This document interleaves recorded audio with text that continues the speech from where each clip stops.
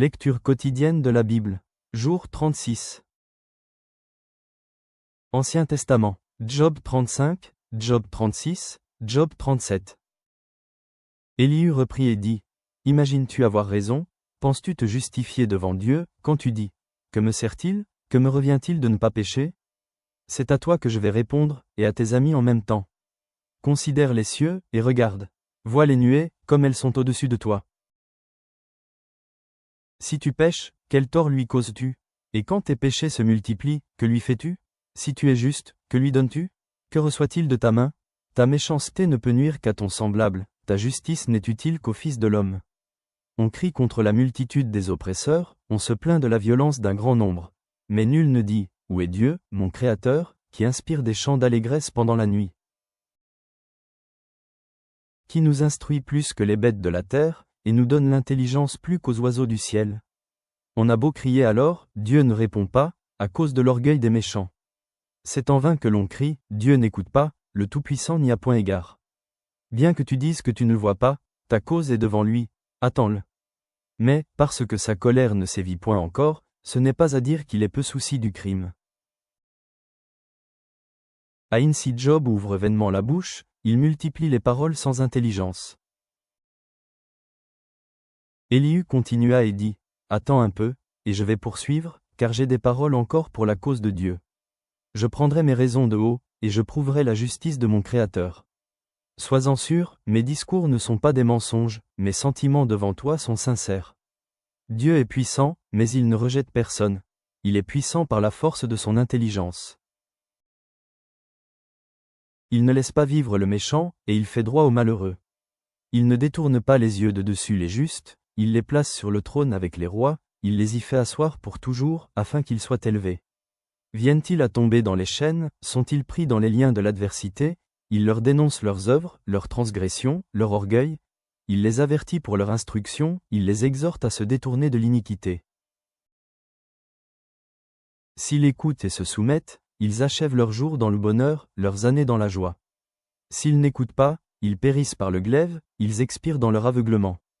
Les impies se livrent à la colère, ils ne crient pas à Dieu quand il les enchaîne, ils perdent la vie dans leur jeunesse, ils meurent comme les débauchés. Mais Dieu sauve le malheureux dans sa misère, et c'est par la souffrance qu'il l'avertit. Il te retirera aussi de la détresse, pour te mettre au large, en pleine liberté, et ta table sera chargée de mets succulents. Mais si tu défends ta cause comme un impie, le châtiment est inséparable de ta cause. Que l'irritation ne t'entraîne pas à la moquerie, et que la grandeur de la rançon ne te fasse pas dévier. Tes cris suffiraient-ils pour te sortir d'angoisse, et même toutes les forces que tu pourrais déployer? Ne soupire pas après la nuit, qui enlève les peuples de leur place. Garde-toi de te livrer au mal, car la souffrance t'y dispose. Dieu est grand par sa puissance, qui saurait enseigner comme lui? Qui lui prescrit ses voies? Qui ose dire, tu fais mal?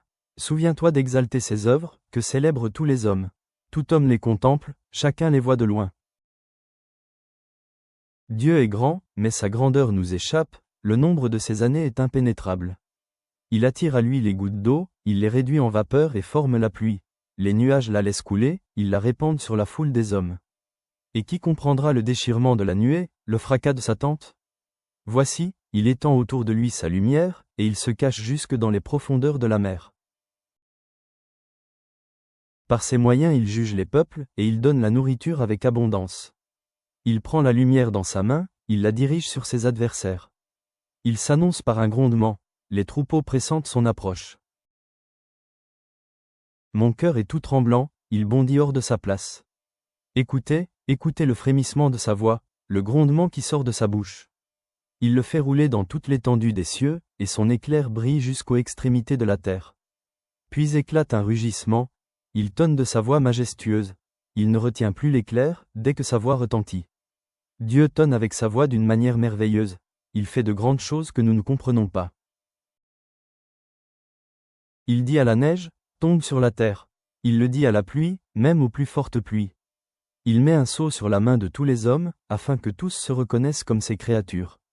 L'animal sauvage se retire dans une caverne, et se couche dans sa tanière. L'ouragan vient du midi, et le froid, des vents du nord. Par son souffle Dieu produit la glace, il réduit l'espace où se répandaient les eaux. Il charge de vapeur les nuages, il les disperse étincelants. Leurs évolutions varient selon ses desseins, pour l'accomplissement de tout ce qu'il leur ordonne, sur la face de la terre habitée, c'est comme une verge dont il frappe sa terre, ou comme un signe de son amour, qu'il les fait apparaître. Job, sois attentif à ces choses. Considère encore les merveilles de Dieu. Sais-tu comment Dieu les dirige, et fait briller son nuage étincelant?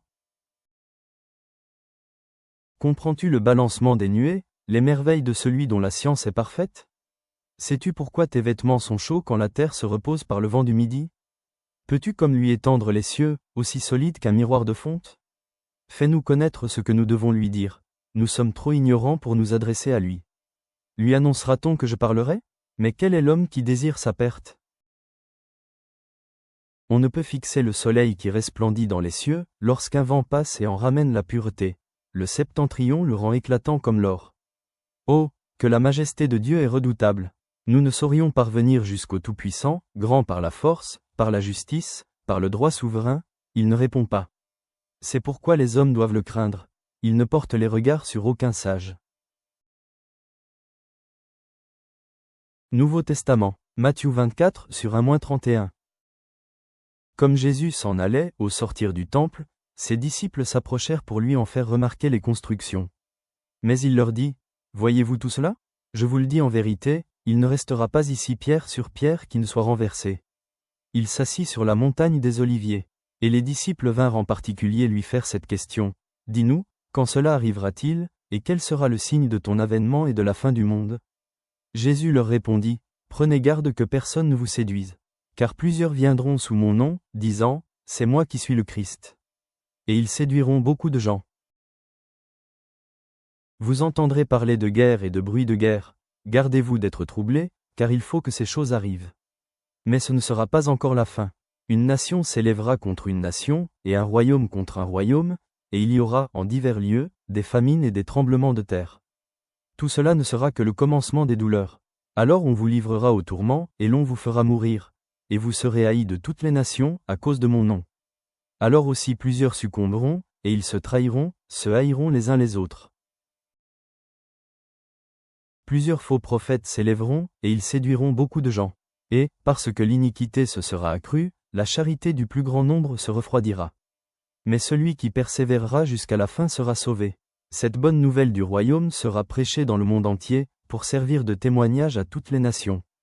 Alors viendra la fin. C'est pourquoi, lorsque vous verrez l'abomination de la désolation, dont a parlé le prophète Daniel, établi en lieu saint, que celui qui lit fasse attention. Alors, que ceux qui seront en Judée fuient dans les montagnes.